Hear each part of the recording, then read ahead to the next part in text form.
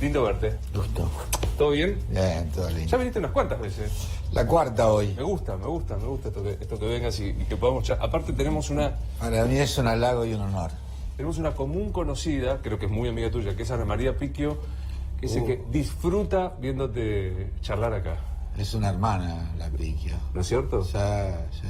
Además, cuando debuté como actor, cuando empecé a estudiar teatro en el año 73, que añitos si lo hay, la Picchio acababa de tener su gran éxito en La Tregua, con su personaje de Laura Avellaneda, y que fue la primera película candidata al Oscar. Sí. Así que y de repente confluimos en una comida ajena al ambiente artístico, y detecto que no éramos muchos en un departamento. Ella estaba de novia o en pareja con Mareco, Juan Carlos Pinocho. Mareco. Claro, Juan Carlos Mareco, el gran animador. Sí, el gran animador. Así que ahí la conocí y yo me quedé deslumbrado. Entonces me le pegué, era estudiante y estaba con esa estrella de cine que nacía, y me lo pasé hablando con ella toda la noche sin medir que estaba con su pareja, que hizo un brote psicótico. Un momento diciendo, sí, claro. Sí, un momento difícil tuvo. Bueno, retroactivamente le pedimos disculpas a Mareco. A Mareco, donde quiera que esté. Era el deslumbramiento de estar al lado de Picchio, o sea, sí. A ver qué parte no se entiende. Bueno, después hablamos un poco de teatro porque quiero escucharte. ¿Cómo definís el momento que estamos viviendo hoy? Digo, políticamente, culturalmente, ¿cómo lo definís? Es tan abierta la pregunta.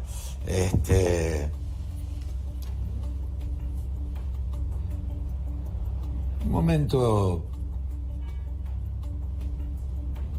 importante en el sentido de que creo que se desbalanceó o se compensó un poco la hegemonía que dota sobre todo el blindaje mediático o el apoyo mediático irrestricto con alguien, ¿no?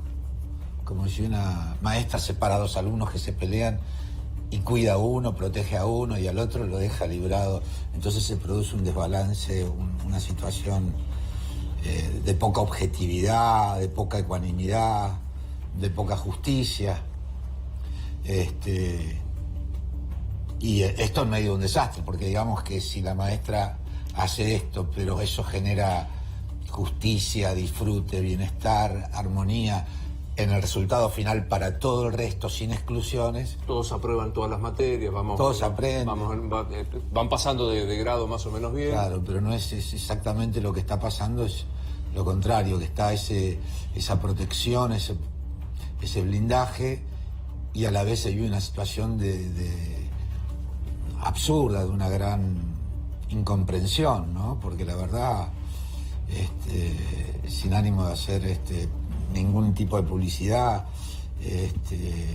las condiciones económicas e institucionales previas a este gobierno eran realmente muy superiores y tenían bastante panzones, bastante pipones al pueblo, aunque uno se acostumbra y no valora, ¿no? El otro día recién vi a un chico que es peinador de acá, y otro día tuvimos una charla, vine a otro programa y tuvimos una charla. La maquilladora me dijo, es gay y votó a Macri,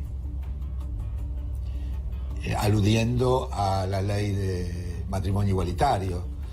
Yo, si fuera gay, después de 2000 años de homofobia judeo-cristiana y islámica, de todo tipo de homofobia, hay países hoy en día, en Inglaterra era delito hasta 1950. Vox acaba de ganar en España, el partido Vox acaba de ganar, sí, en España 25 escaños, y es islamofóbico, antiinmigrante, antiunión sí, homosexual. Bueno, digamos que Europa es particular porque hay un reflujo histórico, ¿no? Como si esa ola de genocidio, colonización, xenofobia, esclavitud que impuso a África y América. En América no se revierte porque la verdad que es más lindo América que Europa, por lo menos en esos términos. Pero bueno, está esta curiosidad, ¿no?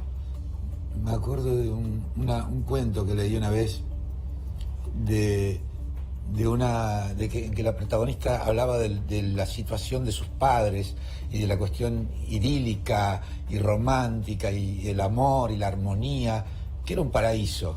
Y entonces la protagonista del cuento decía que nunca hay que espiar qué hay detrás del paraíso.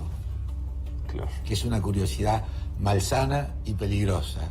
Si lo sabremos los argentinos ahora, ¿no? Pero te interrumpí en el relato que decías, la maquilladora te decía al peinador, es gay y votó a Macri. ¿Y cómo siguió la charla? No, siguió en que él se agachaba y metía la cabeza entre las manos como avergonzado del error, o que no pudo prever no entender que después de 2000 años, decía, de homofobia, no es cómodo ser homosexual en un mundo homofóbico, ¿no? Y hablábamos de lo que pasa en el resto del mundo y de lo que pasa acá también, lo que sigue pasando. De la mano de la misoginia también.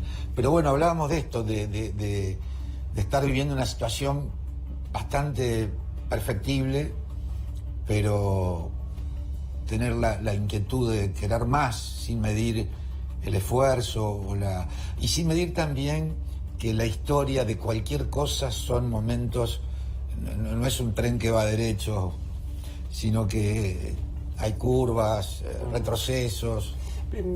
Muchas veces le pregunto a los entrevistados que aquí vienen si es que para ellos, para vos, Macri, ¿es que no le salió o qué es esto?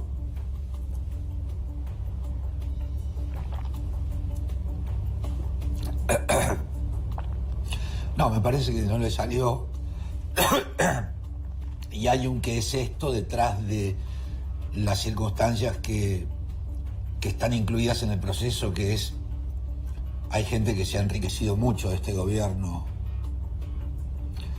desde los que disponen de la posibilidad de saber cuáles son los movimientos financieros de medida de política económica y lo que se puede jugar con el carry trade y con el dólar y con la bicicleta financiera y con el dólar y con el dólar futuro, como fue de público conocimiento, ¿no? Lo absurdo de que Cristina Fernández esté procesada y Kicillof esté procesado por el tema dólar futuro, que es una medida de política económica que consagran las leyes y que está dentro de la Constitución y que de repente, mientras Bonadío tiene ese proceso contra las autoridades las ex autoridades económicas de la Argentina, paralelamente estén cometiendo la misma situación autoridades del gobierno actual y le pidan permiso para concretar la operación y lo autorice. Lo de hoy, del fondo. Que hoy el fondo autorice en cambio 60, 250 millones a ponerlo para bajar el dólar. Sí, sí. Y después, bueno, el hecho de estar, de pasar salir de la deuda con el FMI en el 2005, después de toda la vida. De Rivadavia. De toda la vida, de la Baring Brothers de Rivadavia. Pensé que el crédito ese de Rivadavia de 1824, que era para construir el puerto de Rosario, que eso fue, se prolongó hasta Alem.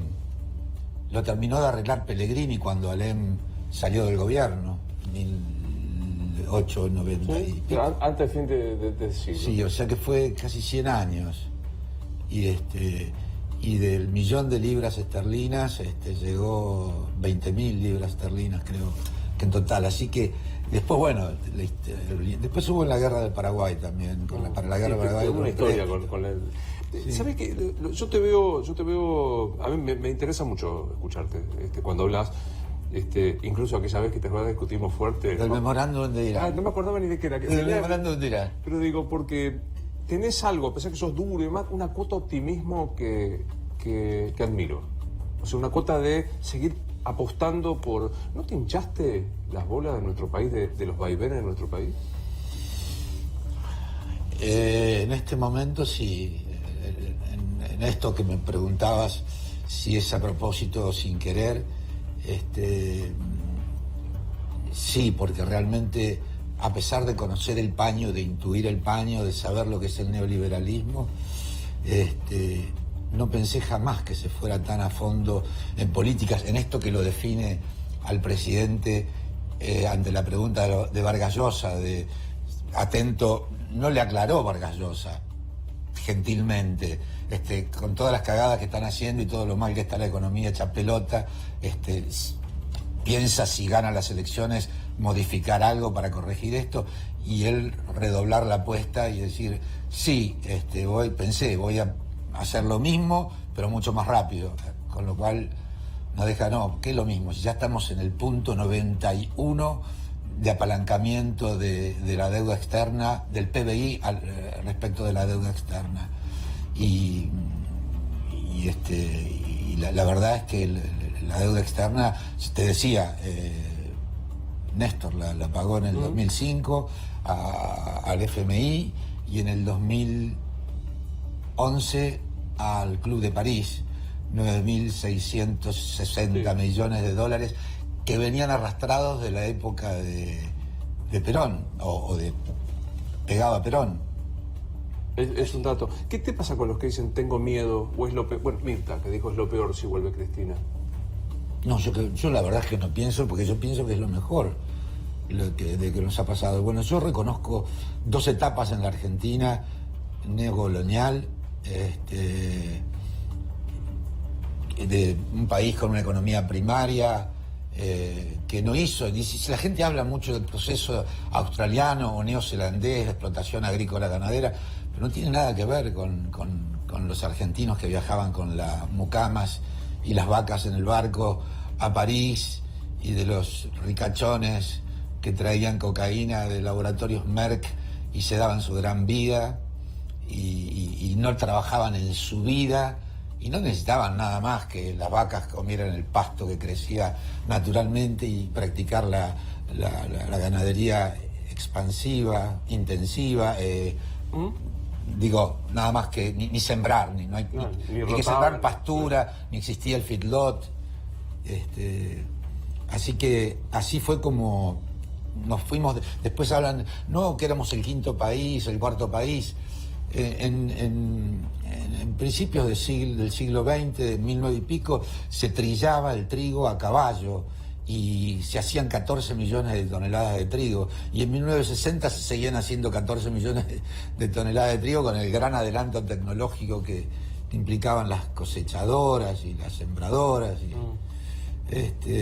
Pues digo, ¿te entendés a quien dice tengo miedo? ¿Le entendés a Mirta diciendo tengo miedo que vuelva Cristina? Lo que pasa es que hay todo un entramado en el cual Menem y Macri son dos candidatos que prohijó, protegió e inventó, entre comillas de alguna manera, Clarín, Mañeto, por ponerle un nombre al que más manda en el holding. Y la verdad es que... ¿Cómo fue la pregunta que me hiciste? ¿Entendés a Mirta que tiene miedo? Te decía, y ella está trabajando con Mañeto, y yo estuve en un programa que tuve un percance, con el programa de Mariana Fabiani, y le dije, estamos haciendo, no es esto, mano a mano, con respeto, por eso es la cuarta vez que vengo, donde me hacen una pregunta y esperan a que terminen de hablar, con el respeto que merece, sino que son 6 contra 1, 8 contra 1, 9 con Mariana, 9 que piensan lo mismo. Mariana hace una pregunta, cuando estoy empezando a contestar, alguien salta del panel que ni alcanzo a ver la cara y me tapa, me habla encima, y mientras me estoy buscando loca mi realidad, me habla alguien. Es casi una pirañada, digamos, una nota piraña. Entonces le decía, bueno, ustedes son empleados de Mañeto. No, pero nosotros nadie nos dice lo que tenemos que decir. Va de suyo, qué obviedad. Va a bajar Mañeto a decirte, si entraste a trabajar, tenés que acomodarte a... Sobre todo cuando hay esa participación tan definida, esa protección, como Laura Alonso en la oficina de anticorrupción, de la cual porque hay un problema económico y un problema de institucionalidad también, que quizás sea más grave. Pero bueno, Laura Alonso dice suelta de cuerpo que no hace acciones porque la van a acusar de que ella, como es macrista, es rarísimo, ¿no? Sí, eso dice algo todavía más grave, me parece a mí. No investigo la corrupción de este gobierno porque para eso están los fiscales. Lo cual podría ser una oficina anticorrupción que haga como juicios de residencia para atrás. Pero se supone que la oficina anticorrupción debería evitar la corrupción incluso durante esta gestión, ¿no? Sí. Pero te insisto, no por Mirta, ¿no? Pero digo, ¿entendés al que tiene miedo de que vuelva Cristina? Yo no, vos sabés que yo no sentí miedo nunca. Hubo un momento que era, de algún modo no, de un modo bastante concreto, anti-kirchnerista, porque cuando subió Néstor de la mano de Duhalde, como yo a Duhalde no lo quiero, no lo quería, políticamente, no lo conozco el tipo. Costequi y Santillán, ya está, listo, me alcanzó. Entonces, como Néstor venía de la mano, por carácter transitivo, no lo quería. Después empezaron los gestos, los derechos humanos, hasta el enfrentamiento a las retenciones móviles, la 125. Pero la verdad es que tardé, me definí en el 2008, cuando fue de la 125, que dije, no, acá hay algo que está raro. Están los piquetes de la abundancia, está la sociedad rural cortando rutas en el país, el campo, dueños del país, de la tierra, desabasteciendo al pueblo, los piquetes de la abundancia. ¿De dónde va a salir la renta extraordinaria para financiar un país, para redistribuir la pobreza en un país en donde la gente come de la basura? Comía, ahora le pusieron llave. Entonces, me llama la atención, veo como De Angelis es senador y estaba en los piquetes cortando rutas 4 meses, poniendo la cara, gritando, quejándose,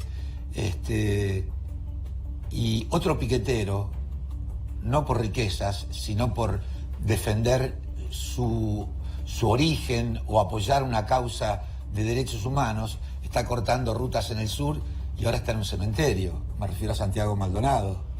Entonces, ¿cuál es el estado represor?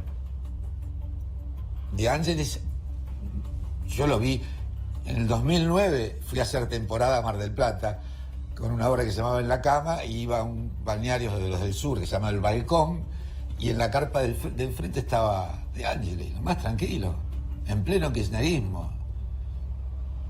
Entonces, si comparamos palo y palo, si comparamos la institucionalidad, que el presidente pueda decirle a un juez que cita a un fiscal, a un hombre de derecho, y hace 30 días que no está derecho, a mí me resulta, por eso te digo, lo de la institucionalidad me da, sobre todo, el aspecto mafioso, ¿no? Cuando la mafia no es exclusivamente el accionar mafioso del delincuente, sino que tiene tentáculos que llegan al Poder Ejecutivo, al Poder Judicial, a las fuerzas de seguridad, a la AFI, la agencia... La vieja CIDE. La vieja CIDE. Entonces, digo, con un presidente que ha tenido la vocación de espiar, que ha estado asumido, estando procesado por espiar, y que también tenían en la familia el espionaje de un cuñado, Leonardo... El esposo de la hermana. Bueno, entonces, si tenés esa tradición de espía, ese derrotero, que se produzca la operación D'Alessio Stornelli, que fue el jefe de seguridad de Boca, con Diceo y el barrabravismo, cuando Macri era presidente, es darle a entender que el presidente de un club de fútbol, en el lugar de la seguridad, pone a alguien de bastante confianza y alguien allegado. Bueno, es la misma persona.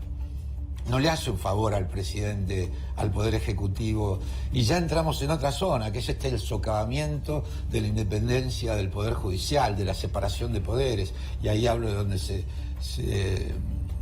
roza la institucionalidad, ¿no? ¿Zafamos?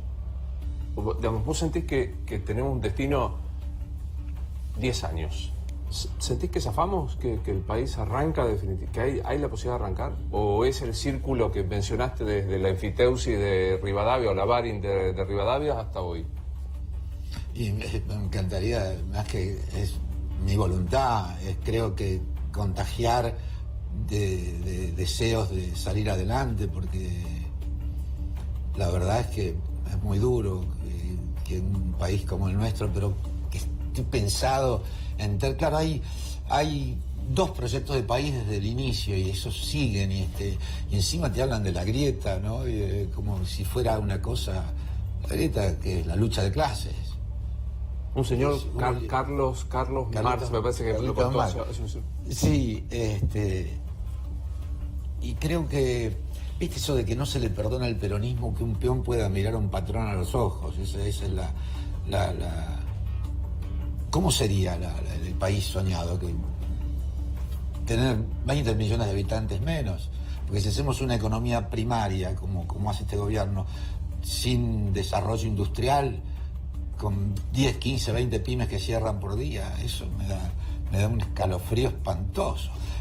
¿Cómo está el oficio? ¿Cómo está el oficio tuyo? ¿El laburo? ¿A vos te va bien? No, a mí me fue... Yo estoy...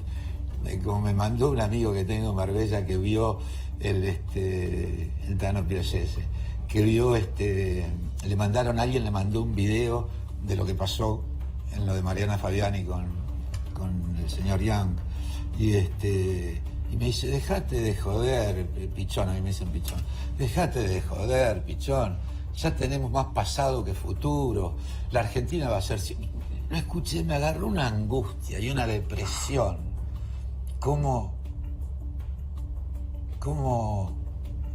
Y otro amigo que tengo que es muy rico, que me dice, a vos lo que te pierdes es hablar, la lengua. Y la verdad es que veo otros colegas que no tienen esa vocación, yo digo setentista, porque claro, pensábamos que el mundo era fácilmente, nacía eso, ¿no? Nacía, como dice Cristina Fernández en su libro, al hipismo, al no consumismo en el corazón del imperio. Venía de la mano del Mayo francés, de la primavera de Praga, Cuba, el despertar del socialismo. Eran muchas razones que teníamos para pensar en que Latinoamérica despertaba. Claro. ¿Para qué sirve la plata, Gerardo?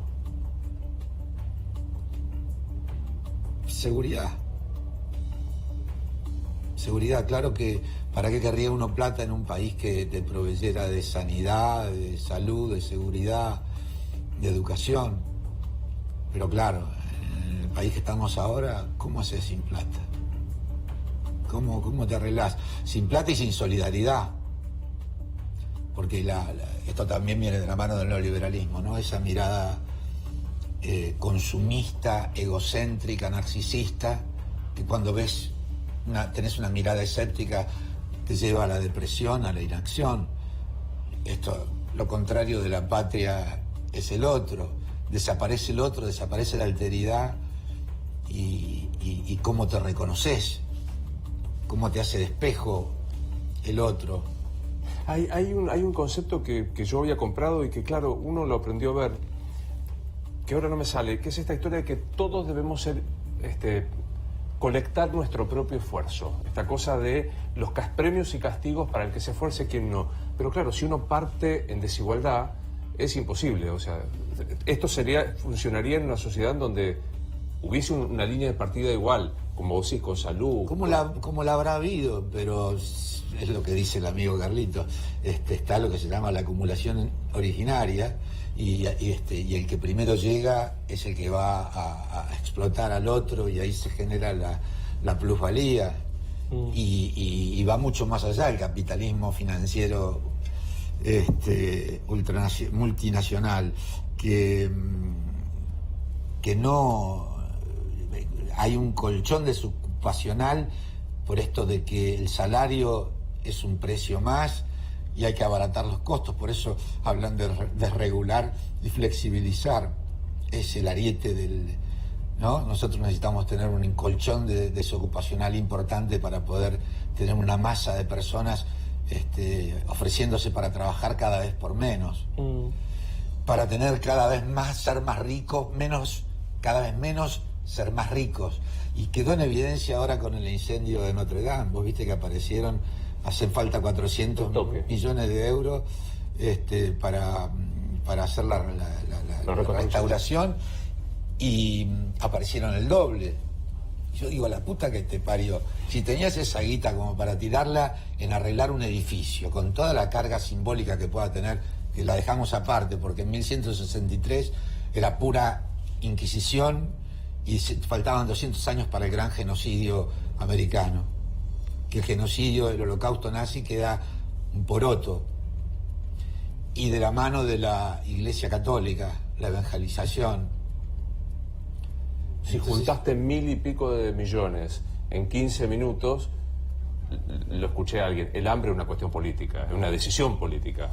Claro, y entonces, bueno, ahí viene la gran pregunta, ¿cómo en la Argentina, con la capacidad de generación por las mieses y vos sos santafesino, viste lo que es Santa Fe, lo que es un placer ver, y cuando están ahí los gringos y las colonias y los tambos y la gente que se levanta temprano y que labura y los chacareros, y vos decís, te produce alimento para 500 millones de personas y la gente está morfando de la basura.